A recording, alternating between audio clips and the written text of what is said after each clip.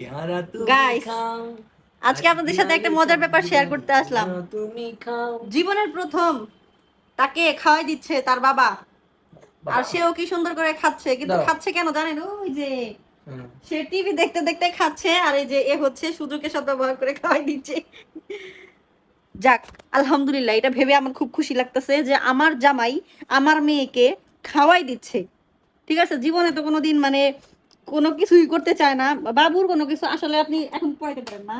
বাবুর কাপড় কি বাবুর কাপড় কি এখন পড়াইতে পারেন? হ্যাঁ পারি। হ্যাঁ, আগে একদমই পারতো না, বাট এখন শিখে গেছে।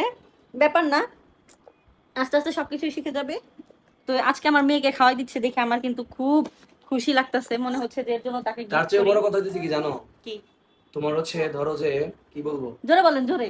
আচ্ছা ধরো যে একটা নিচে স্বর্ণের রইছে।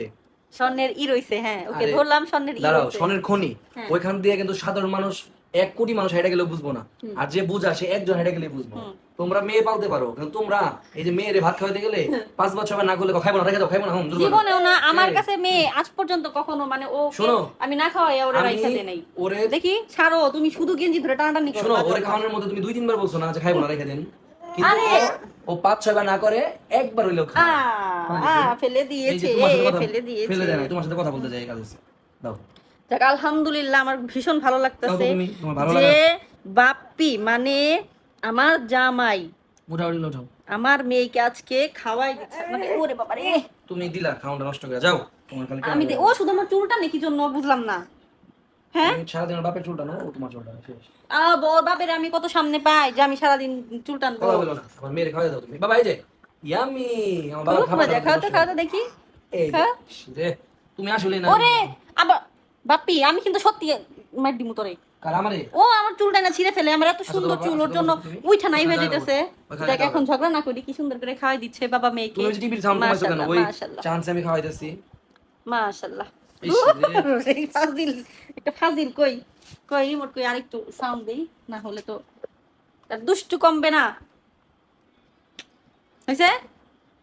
এখন খাও। মাশাআল্লাহ, মাশাআল্লাহ। শেষ। তোমার সবার কাছে এই খাওয়া শেষ, শিখবা। এই শেষ। মানে ও আমি ছাড়া আর কেউ ওরে খাওয়াইতে পারে না। এই জিনিসটা যে আমার কি পরিমাণ প্যারা দেয়, আমাকে তো দেখা যাচ্ছে কামলির মতো, সমস্যা নাই। কামলি কারে কয়? কামলার বউ কামলি, এই জিনিসটা কামলাও বুঝেন না? মেয়ে মানুষও কামলাই। আচ্ছা, তাহলে আমাকে দেখা যাচ্ছে কামলার মতো না, সুইটি তো লাগতেছে, সুইটি। তো যাই হোক, আপনাকে অনেক ধন্যবাদ। সত্যি জানেন, আপনি যখন মেয়ের কোনো কিছু করেন তখন আমার দেখলে আমার যে কি পরিমাণ শান্তি লাগে আমি আপনাকে বোঝাইতে পারবো না। আমি এখন থেকে চিন্তা ভাবনা করছি, আমি বাসায় থাকলে জোরে।